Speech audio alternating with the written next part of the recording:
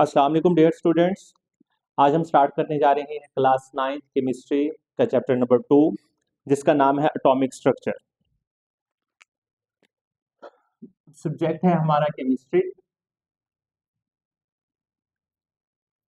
Chemistry और class हमारी है 9th क्लास, और चैप्टर नंबर हमारा है सेकंड।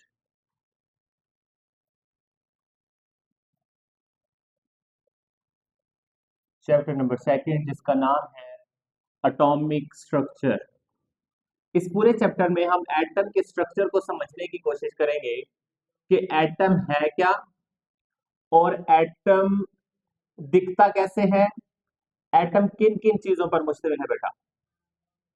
एटॉमिक स्ट्रक्चर बेटा, चैप्टर का नाम है हमारे पास एटॉमिक स्ट्रक्चर। बेटा हम अपने लेक्चर की शुरुआत करते हैं एक डेफिनेशन से बेसिकली, और वो डेफिनेशन है एलिमेंट्स की। एलिमेंट्स क्या है बेटा, सबसे पहले इस चीज को समझते हैं। इसकी डेफिनेशन आपने सच याद कर लेनी बेटा। एलिमेंट्स ऐसे सब्सटेंसेस हैं, द सब्सटेंसेस ऐसी अशिया that is made up of, जो कि बेटा बनी होती है, that is made up of same kind of atom. Same kind of atoms. आपने शुरू में फिलहाल सिर्फ इतनी सी डेफिनेशन याद कर लेनी है अबाउट एलिमेंट्स। एलिमेंट्स ऐसी अशिया होती हैं जो कि एक ही किस्म के एटमों से मिलकर बनती हैं। एक ही किस्म के एटमों से मिलकर बनती है। हमें तो सबसे पहले पता होना चाहिए कि एटम्स क्या है, फिर ही हम इस डेफिनेशन को सही तरह से याद कर पाएंगे। आगे जरा देखते हैं एलिमेंट्स। एलिमेंट्स को हम क्लासिफाई कर सकते हैं बेटा। देखते हैं क्लासिफिकेशन ऑफ एलिमेंट्स, किन किन बुनियाद पर एलिमेंट्स को हम क्लासिफाई कर सकते हैं बेटा। सबसे पहली क्लासिफिकेशन है हमारे pass on the basis of physical properties. Physical physical state की बेस पे हम उन्हें क्लासिफाई कर सकते हैं। On the basis of physical state elements में बी सॉलिड, एलिमेंट्स में बी लिक्विड, और एलिमेंट्स में बी गैसियस बेटा। एलिमेंट सॉलिड भी हो सकते हैं, एलिमेंट्स लिक्विड भी हो सकते हैं, और एलिमेंट गैसियस भी हो सकते हैं। अगर हम सॉलिड एलिमेंट्स की बात करें बेटा, जिसमें कार्बन है, सॉलिड एलिमेंट्स जिसमें गोल्ड है, जिसमें सिल्वर है, जिसमें सल्फर एक्सेट्रा बेटा, ये टाइप्स हैं या फिर क्लासिफिकेशन एलिमेंट्स की जो कि सॉलिड है बेटा। लिक्विड एलिमेंट्स कौन से आए जरा देखते हैं बेटा। ब्रोमीन, ब्रोमीन ये एक एलिमेंट है, लिक्विड फॉर्म में पाया जाता है बेटा। मरकरी ये भी एक एलिमेंट है और ये भी लिक्विड फॉर्म में पाया जाता है बेटा। तीसरी टाइप है हमारे पास गैसियस बेटा, जैसा कि हाइड्रोजन H2 बेटा, O2, N2 एक्सेट्रा बेटा, ये भी एलिमेंट्स हैं और ये गैसियस फॉर्म में पाए जाते हैं बेटा। फर्स्ट हमारे हमने किस बेस पे क्लासिफाई किया, on the basis of physical state. आइए जरा नेक्स्ट क्लासिफिकेशन देखते हैं बेटा। On the basis of physical appearance. Physical appearance, physical appearance मतलब वो दिखती कैसी है बेटा। इस बेस पे एलिमेंट्स की दो टाइप्स हैं। एलिमेंट्स शाइनी हो सकती हैं और एलिमेंट्स बेटा डल सरफेस वाली भी हो सकती हैं। अगर हम शाइनी एलिमेंट्स की बात करें तो शाइनी एलिमेंट्स में बेटा आपको पता ही होगा गोल्ड और सिल्वर बेटा, इसके अलावा और भी काफी सारी हैं, ये शाइनी हैं। अगर हम डल की बात करें जिसमें कार्बन, इसकी अपीयरेंस डल होती है बेटा। सल्फर, इसकी अपीयरेंस भी बेटा क्या होती है, डल होती है। ये दूसरी क्लासिफिकेशन हो गई। तीसरी क्लासिफिकेशन हमारे पास देखते हैं बेटा, ऑन द बेसिस ऑफ, और किस बुनियाद पर हम एलिमेंट्स को क्लासिफाई कर सकते हैं बेटा, on the basis of chemical, on the basis of chemical and physical properties. हम केमिकल और फिजिकल प्रॉपर्टीज की बुनियाद पर भी एलिमेंट्स को क्लासिफाई कर सकते हैं बेटा। अगर हम on the basis of chemical और फिजिकल प्रॉपर्टीज की बेस पे देखें तो हमारे पास एलिमेंट्स बेटा मेटल्स हो सकती हैं, मेटल्स, और बेटा हमारे पास नॉन मेटल एलिमेंट्स भी हो सकते हैं बेटा, नॉन मेटल एलिमेंट्स। मेटल्स कौन कौन से? अभी मैंने पहले भी एग्जांपल दी बेटा, गोल्ड मेटल है, सिल्वर मेटल है बेटा, सोडियम मेटल है बेटा, प्लाटिनियम मेटल है, एक्सेट्रा। अगर नॉन मेटल्स की बात करें तो बेटा आपके पास सल्फर नॉन मेटल है बेटा, कार्बन ये भी बेटा क्या है आपके पास नॉन मेटल। अगर हम मेटल्स को मजीद देखें तो ये मेटल्स मजीद हम दो तरह से इन्हें देख सकते हैं बेटा। कुछ मेटल्स ऐसे होते हैं जो हैवी होते हैं बेटा, हैवी मेटल्स, और कुछ ऐसी मेटल्स होती हैं जिनका बेटा वेट क्या होता है, लाइट वेट होती है। अगर हम हैवी वेट मेटल्स को देखें तो जिसमें एक बहुत बड़ी एग्जांपल आयरन की है बेटा, आयरन हैवी वेट मेटल है बेटा। इसी तरह से एल्यूमिनियम, एल्यूमिनियम एंड जिंक ये बेटा लाइट वेट मेटल्स होती हैं। ये थी क्लासिफिकेशन ऑफ एलिमेंट्स।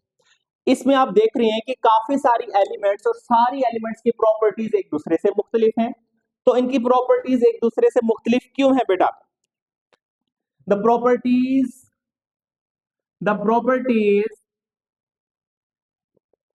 इनकी खसूसियात, the properties of elements are different.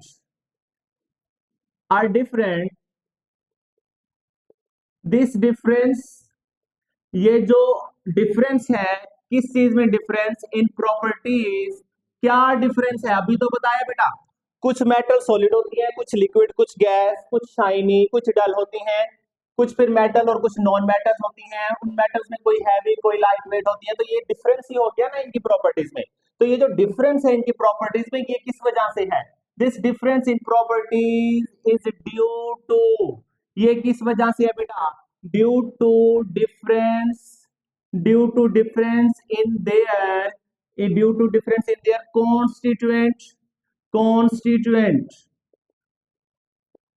constituent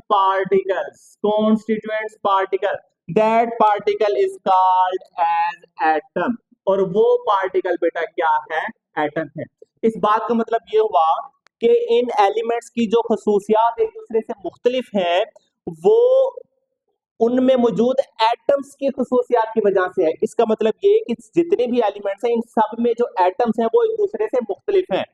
gold में पाए जाने वाले सारे एटम्स एक जैसे ही होंगे, लेकिन गोल्ड और सिल्वर में पाए जाने वाले एलिमेंट्स मुख्तलिफ होंगे। सिल्वर के अंदर सारे एटम सिल्वर के ही होंगे, लेकिन वो गोल्ड जैसे नहीं होंगे। तो इनकी जो प्रॉपर्टीज डिफरेंट हैं वो किस वजह से हैं? उनमें मौजूद इन एटम्स की वजह से। तो नेक्स्ट में हमें क्या स्टडी करना चाहिए?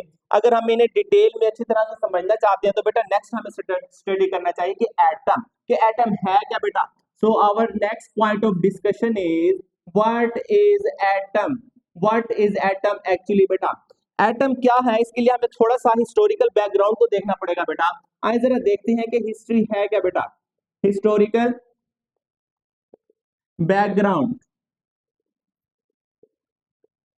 बेटा, इन फिफ्थ सेंचुरी, 5वीं सदी में, इन फिफ्थ सेंचुरी 5वीं सदी में बेटा ग्रीक, एक यूनान का रहने वाला फिलोसफर था। ग्रीक फिलोसफर, वो साइंटिस्ट नहीं थे बेटा, क्योंकि वो कोई एक्सपेरिमेंट परफॉर्म नहीं करते थे, वो सिर्फ बातें करते थे। और बातें करने वाले को, दानाई की बातें करने वाले को हम क्या बोलते थे बेटा? फिलोसफर बोलते हैं बेटा। In fifth century Greek philosopher named, जिसका नाम क्या था बेटा? डेमोक्रेटस। उसका नाम था डेमोक्रेटस। प्रपोज्ड दैट, उसने एक बात कही। उसने क्या बात की बेटा? प्रपोज्ड दैट, क्या ऐसी बात है बेटा? ऑल मैटर, जितने भी मैटर मादी चीजें हैं, all matter are composed of, वो मुश्तमिल है या फिर बनी हुई है, all matter are composed of tiny particles, छोटे छोटे पार्टिकल से मिलकर बनी है। और वो particles that can not be broken down, उन पार्टिकल्स को हम नहीं तोड़ सकते, किस चीज में, मजीद छोटी छोटी चीजों में उन पार्टिकल्स को नहीं तोड़ सकते, that can not be broken down, किस में बेटा, इनटू सिंपलर सब्सटेंस, मजीद सादा अशिया में हम उन्हें नहीं तोड़ सकते। All matter are composed of tiny particles that cannot be broken down into simpler substance, and he named that particles atom. Atom का नाम क्यों दिया बेटा, यूनान में जो ए है, ए इसका मतलब होता है बेटा नोट, और जो टॉम है इसका मतलब होता है बेटा कट। इट्स मीन एटम ऐसी चीज को हम बोल सकते हैं जो मजीद काटी ना जा सके, जो मजीद तोड़ी ना जा सके। तो बेटा उसने अपनी लैंग्वेज की वजह से, क्योंकि उसने कहा था कि एटम ऐसी चीजें हैं जिन्हें मजीद तोड़ा नहीं जा सकता, और यूनानी लैंग्वेज में ऐसी चीज जिसको मजीद तोड़ा ना जा सकता हो उसका नाम बेटा क्या होता है बेटा, एटम। तो उसने भी उन पार्टिकल्स को क्या नाम दे दिया बेटा, एटम्स दे दिया। इसने ये जो बात की थी, ही प्रपोज्ड दिस आइडिया, उसने ये आइडिया प्रपोज तो किया था, लेकिन विदाउट एक्सपेरिमेंटल वेरिफिकेशन, उसने इसका कोई एक्सपेरिमेंटली प्रूफ नहीं दिया था। विदाउट एक्सपेरिमेंटल वेरिफिकेशन या फिर बेटा प्रूफ, उसने इस बात का कोई एक्सपेरिमेंटल प्रूफ नहीं दिया था बेटा। ये तो सबसे पहली बात हो गई हमारे पास 5th सेंचुरी की। बेटा उसके बाद 5th सेंचुरी के बाद आगे जरा चलते हैं, देखते हैं इन 18th century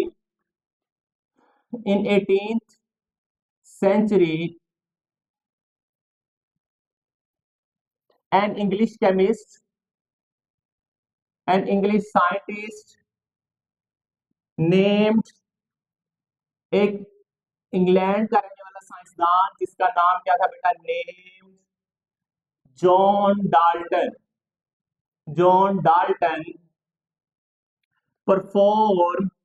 उसने परफॉर्म मैनी एक्सपेरिमेंट, उसने काफी सारे एक्सपेरिमेंट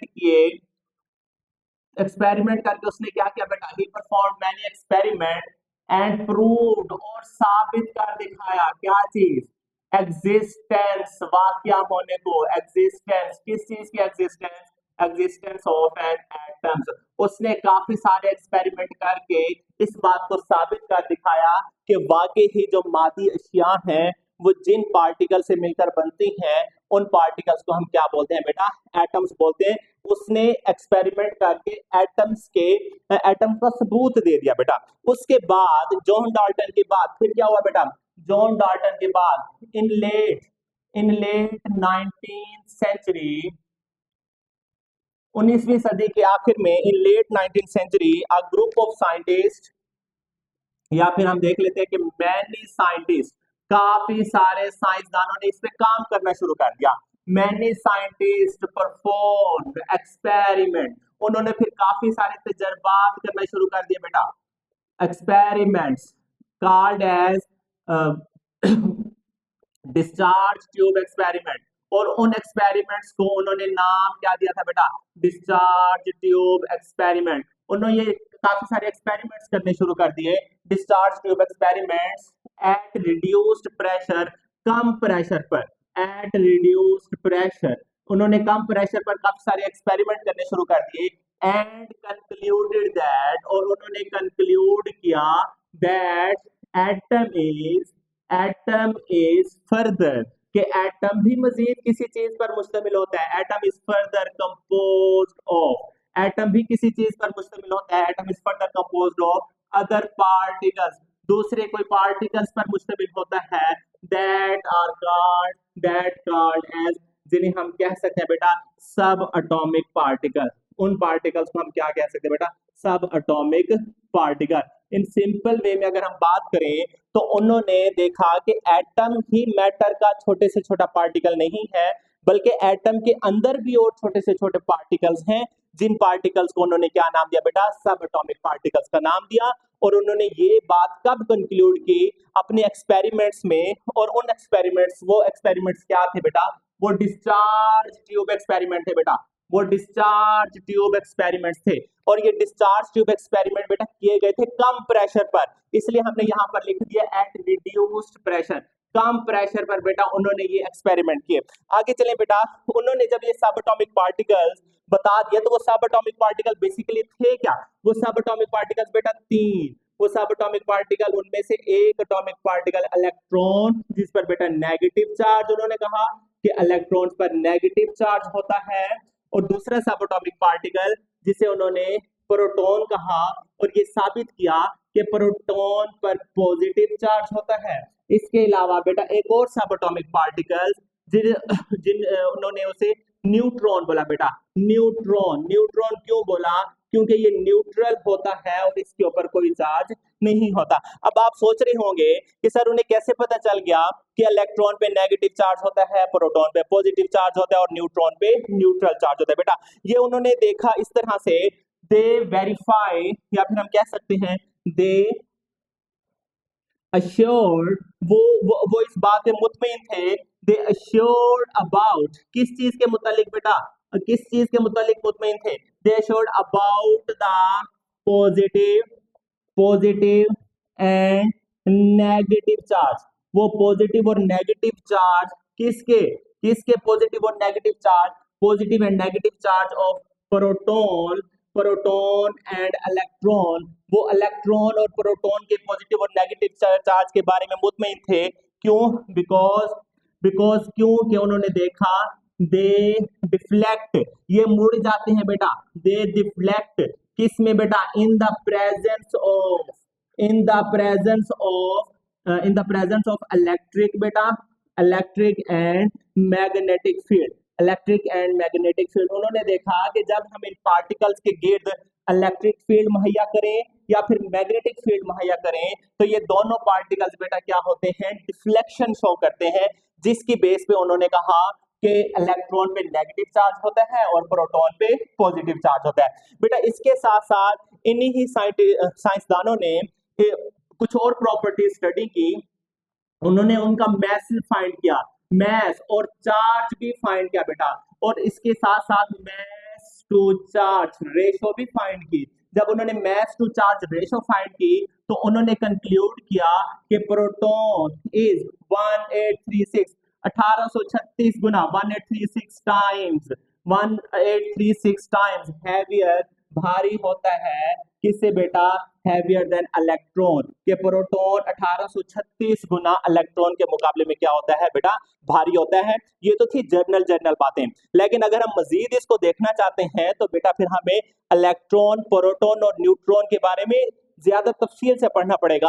तो हमारा नेक्स्ट टॉपिक जो डिस्कशन के हवाले से बनता है बेटा वो है डिस्कवरी ऑफ इलेक्ट्रॉन। बेटा डिस्कवरी ऑफ इलेक्ट्रॉन, आइए जरा इसको देखते हैं कि डिस्कवरी ऑफ इलेक्ट्रॉन, इलेक्ट्रॉन को डिस्कवर करने में बेटा किस किसने अहम रोल अदा किया? बेटा आपने बेटा इसको एज सच याद कर लेना है, और शॉर्ट क्वेश्चन, लॉन्ग क्वेश्चन मैं आपको इस टॉपिक के एंड में बता दूंगा कि आज हमने जो पढ़ा है उसमें आपकी शॉर्ट क्वेश्चन के हिसाब से क्या तैयार करना है और लॉन्ग क्वेश्चन के हिसाब से बेटा आपने क्या तैयार करना है। हमारे पास जो नेक्स्ट टॉपिक है वो टॉपिक है हमारे पास डिस्कवरी ऑफ इलेक्ट्रॉन। बेटा इलेक्ट्रॉन जो डिस्कवर हुए वो बेटा उनके रिलेटेड जो एक्सपेरिमेंट किए गए थे, उस जिस अपरेटस में वो एक्सपेरिमेंट किए गए थे उन अपरेटस को हम बोलते थे डिस्चार्ज ट्यूब। तो हमारा नेक्स्ट टॉपिक है बेटा डिस्कवरी ऑफ इलेक्ट्रॉन्स, इलेक्ट्रॉन्स की डिस्कवरी। तो इलेक्ट्रॉन्स की डिस्कवरी से पहले इस टॉपिक को आपने तीन, ये आपके पास लॉन्ग क्वेश्चन आ सकता है बेटा, इसको आपने तीन हिस्सों में डिवाइड कर लेना है। सबसे पहला पार्ट इसका क्या होगा बेटा? इसका हिस्ट्री, इसकी history of discharge tube, history of discharge tube, कि डिस्चार्ज ट्यूब थी क्या और उन्हें सबसे पहले इस्तेमाल किसने किया और वो इलेक्ट्रॉन की डिस्कवरी में किस तरह से फायदेमंद साबित हुई। बेटा अगर हम हिस्ट्री ऑफ डिस्चार्ज ट्यूब देखें तो सबसे पहले जो डिस्चार्ज ट्यूब थी वो 1860 में, इन 1860 में एक साइंसदान थे जिनका नाम था जॉन विलहेल्म हिटॉर्फ। जॉन विलहेल्म हिटॉर्फ उन्होंने इस्तेमाल की क्या चीज बेटा? First discharge tube. उन्होंने पहली डिस्चार्ज ट्यूब इस्तेमाल की बेटा। उसके बाद उनके इस्तेमाल करने के बाद बेटा लेटर ऑन, बाद में लेटर ऑन सर विलियम क्रोक्स, एक और साइंसदान, बहुत बड़े साइंसदान गुजरे बेटा, सर विलियम क्रोक्स, मॉडिफाइड, उन्होंने मॉडिफाइड किया, मॉडिफाइड द डिस्चार्ज ट्यूब, उन्होंने उन डिस्चार्ज ट्यूब्स को बेटा मॉडिफाइड किया, और उन्होंने फिर अपना नाम लोग उन्हें जानने लग गए as a father of discharge tube, modified the discharge tube. उसके बाद बेटा, इसके बाद in 1879, sorry, in 1897, an English chemist,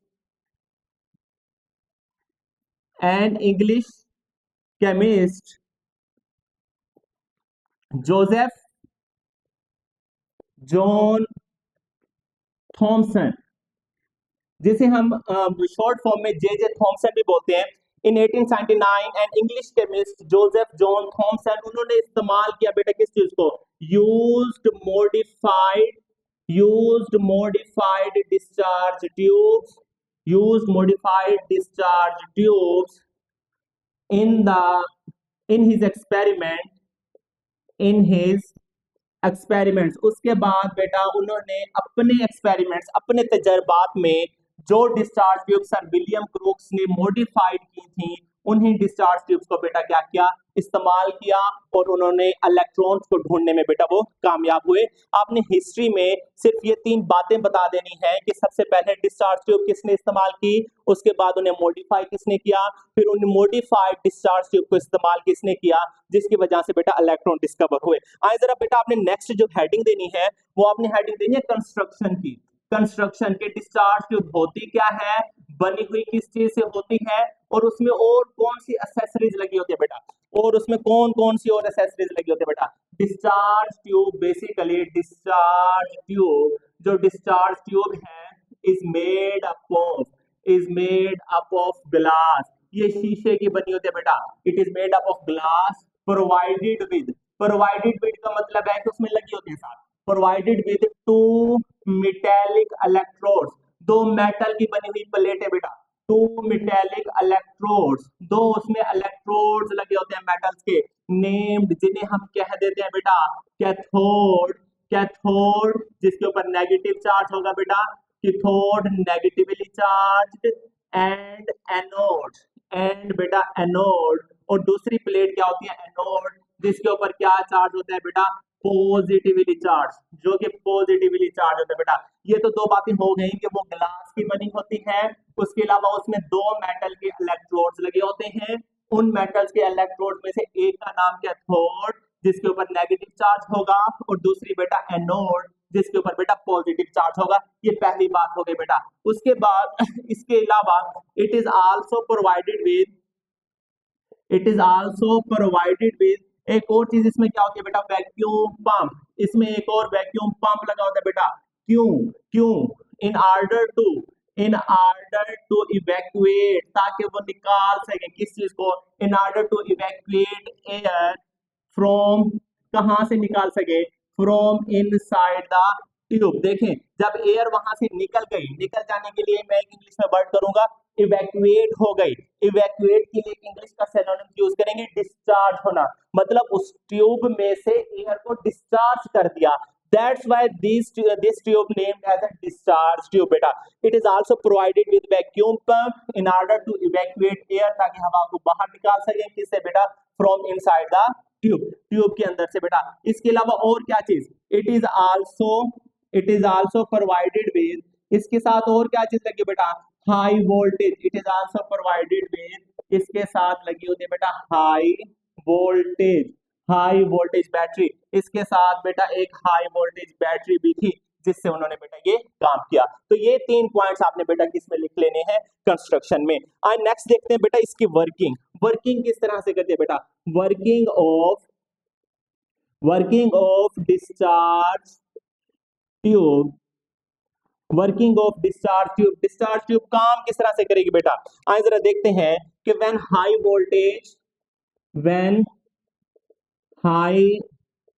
voltage, for example high voltage 5000 to 10,000 volts, and low pressure and low pressure, कितना लो प्रेशर बेटा 10⁻³ to 10⁻², atmosphere, when high voltage and low pressure provided, दिया जाता है किस चीज को बेटा, टू डिस्चार्ज ट्यूब को glow on the glass, glow on the glass behind, कौन से ग्लास के ऊपर, बिहाइंड पॉजिटिव इलेक्ट्रोड के पीछे जो ग्लास है, ग्लो अपेयर, उसके ऊपर बेटा चमक पैदा होती है। उसके ऊपर चमक क्यों पैदा होगी बेटा, ड्यू टू रेज, उन शुआओं की वजह से बेटा, कौन सी शुआएं, इमिटेड फ्रॉम, जो कि आ रही थी, इमिटेड फ्रॉम कैथोड, जो कि कैथोड से निकल के आ रही थी, they are which are called cathode rays, और जिन रेज को हम क्या बोलते हैं बेटा, which are called as cathode rays बेटा। आइए जरा इसको देखते हैं, ये होती किस तरह से, दिखती किस तरह से बेटा। ये आपके पास ये शीशे की बनी हुई एक ट्यूब है, इसमें दो आपके पास लगे होंगे इलेक्ट्रोड, ये एक यहां पे बेटा एक इलेक्ट्रोड ये है, एक इलेक्ट्रोड आपके पास यहां है बेटा। इस इलेक्ट्रोड को हम कैथोड का नाम दे रहे हैं और इस इलेक्ट्रोड को हम एनोड का नाम दे रहे हैं बेटा। और ये दोनों electrode source of high voltage से बेटा लगे हुए हैं। इस इलेक्ट्रोड पे नेगेटिव चार्ज है, that's why it is called cathode, इसलिए हम इस इलेक्ट्रोड को क्या नाम दे रहे हैं बेटा, कैथोड का।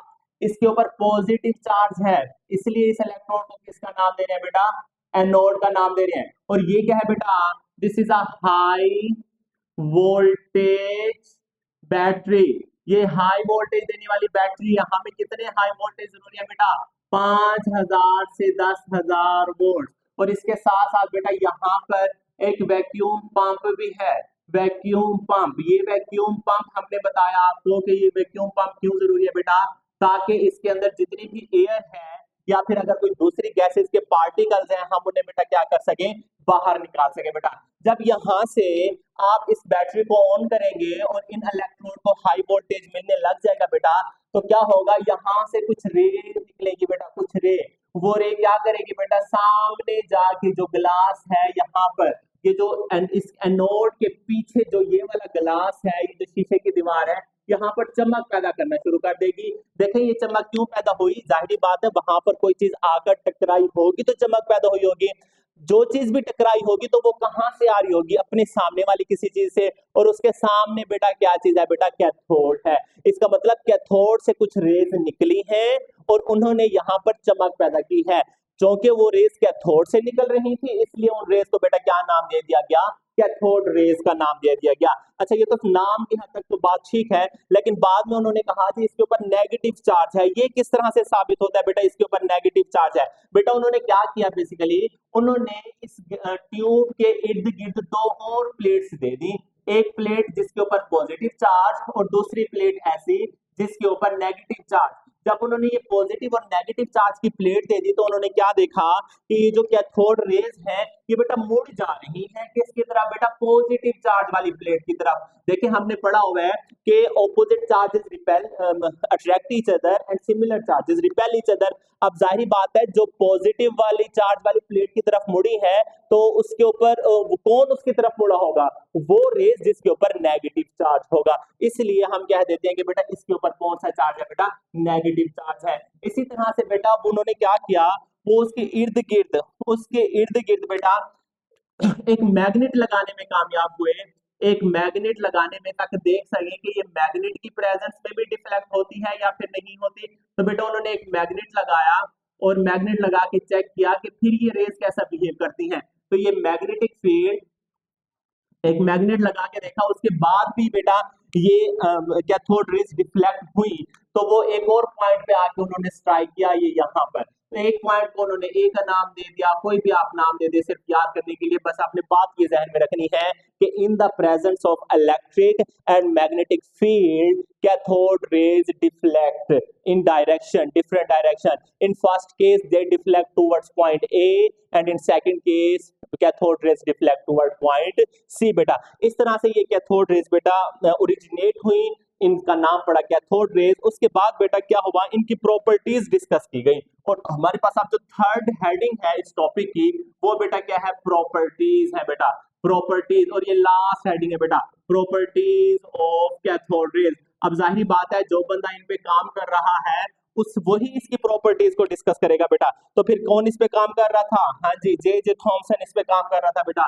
तो इन 1897 जैसे हम पीछे बता चुके बेटा, इन 1907 जोसेफ जोसेफ जॉन थॉमसन, जिसे हम शॉर्ट वर्ड में उसका नाम क्या बोल देते बेटा, जे जे थॉमसन। इन 1897 जे जे थॉमसन स्टडीड, उन्होंने स्टडीड की स्टडीड द प्रॉपर्टीज, खसूसियात स्टडी की बेटा, किसकी properties, studies the properties of cathode rays. उन्होंने कैथोड रेज की प्रॉपर्टीज स्टडी की। वो प्रॉपर्टीज क्या है बेटा, आइए जरा देखते हैं। सबसे पहले उन्होंने कहा कि उन्होंने बात की डिफ्लेक्शन, डिफ्लेक्शन उन्होंने ऑब्जर्व किया, deflection of cathode rays, deflection of cathode rays. उन्होंने कहा कि ये रेज मुड़ जाती हैं। डिफ्लेक्शन ऑफ कैथोड रेज कब मुड़ती है बेटा, इन द प्रेजेंस ऑफ, मौजूदगी में, किसकी मौजूदगी में, इन the presence of electric and magnetic field, in the presence of electric and magnetic field. सबसे पहले उन्होंने ये बात की और ये उन्होंने प्रॉपर्टी बता दी कि कैथोड रेज डिफ्लेक्ट करती हैं इन the presence of electric and magnetic field. एक और बात उन्होंने बेटा क्या की, दे स्टडीड या फिर दे कैलकुलेट देयर, उन्होंने कैलकुलेट की क्या चीज बेटा, their mass to charge ratio, their mass to charge ratio. उन्होंने उनकी mass to charge ratio find किया बेटा, mass to charge ratio find किया।